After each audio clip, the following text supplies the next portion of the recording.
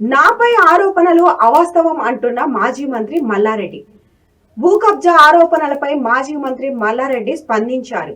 ఇది ప్రభుత్వ కక్ష సాధింపు చర్య కాదు, భూ కబ్జాతో నాకు ఎటువంటి సంబంధం లేదు అంటూ కేసు నమోదైన విషయం వాస్తవం, నేను కూడా కోర్టును ఆశ్రయిస్తానని ఆయన అన్నారు.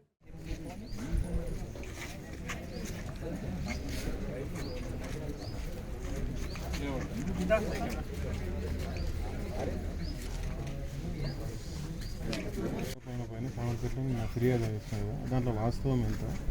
వాస్తవం అసలు లేదు. అది 47 ఎకరాలు భూమి ఎస్టీలది. అదేదో ఎస్టీలది, అది కూడా 38 అని అంటున్నారు. వాళ్ళు కొన్నోళ్ళంతా రకరకాల రామరెడ్డి అని వాళ్ళు రకరకాల మనుషులు ఉన్నారు. వాళ్ళకు 38 కింద ఏదో డబ్బులు అడిగారు, వాళ్ళు ఇచ్చారు. ఆ మధ్యవర్తులు కొందరు తిన్నారు. అంతేగాని ఆ భూమిలో కానీ ఆ 47 ఎకరాల్లో కానీ ఎక్కడ కూడా నా పేరు లేదు, నాకు ఆ భూమిలో సంబంధం లేదు, ఆ డీల్ తోటి కూడా నాకు సంబంధం లేదు. అది చేసారు వాళ్ళు, కోర్టుకు వెళ్ళి ఆర్డర్ తెచ్చి ఎఫ్ఐఆర్ బుక్ చేయమని తెచ్చారు.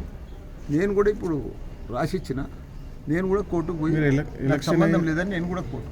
ఎలక్షన్ అయిన వెంబటే మీరు రాత్రి రిజిస్ట్రేషన్ చేసే ప్రయత్నం చేసినారు. అది కాదండి, అవాస్తవం అని చెప్తున్నా కదా. సరే, ప్రభుత్వ కక్ష ఏం లేదు, దీంట్లో కక్ష ఏం లేదు. ఏం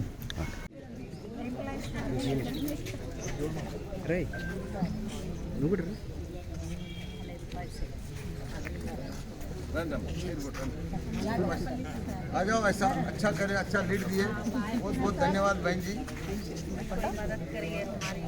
बरोबर करेगा। हमारा पिए का नंबर ले लो। అది 47 ఎకరాలు భూమి ఎస్టీలది. అదేదో ఎస్టీలది, అది కూడా 38 అని అంటారు. వాళ్ళు కొన్నోళ్ళంతా రకరకాల రామరెడ్డి అని వాళ్ళు రకరకాల మనుషులు ఉన్నారు. వాళ్ళకు 38 కింద ఏదో డబ్బులు అడిగారు, వాళ్ళు ఇచ్చారు. ఆ మధ్యవర్తులు కొందరు తిన్నారు. అంతేగాని ఆ భూమిలో కానీ ఆ 47 ఎకరాల్లో కానీ ఎక్కడ కూడా నా పేరు లేదు, నాకు ఆ భూమిలో సంబంధం లేదు, ఆ డీల్ తోటి కూడా నాకు సంబంధం లేదు. మీ పేరు మీద ఎఫ్ఐఆర్ బుక్ అయ్యింది కదా, అదే చేసారు వాళ్ళు, కోర్టుకు వెళ్ళి ఆర్డర్ తెచ్చి ఎఫ్ఐఆర్ బుక్ చేయమని తెచ్చారు. నేను కూడా ఇప్పుడు రాసిచ్చిన, నేను కూడా కోర్టుకు పోయి నాకు సంబంధం లేదని నేను కూడా కోర్టు. ఎలక్షన్ అయిన వెంబటే మీరు రాత్రి రిజిస్ట్రేషన్ చేసే ప్రయత్నం చేసినారు. అది కాదండి, అవాస్తవం అని చెప్తున్నారు. సరే, ఏదైనా ప్రభుత్వ కక్ష సాధించారు. ఏం దీంట్లో కక్ష ఏం లేదు. ఏం ఓ ఏదిలా బాగా సీను రా, ఇక ఫోటో దిగితే అయిపోతుంది. మళ్ళీ అంత దూరంకి వెళ్ళి వచ్చింది అంటేనా.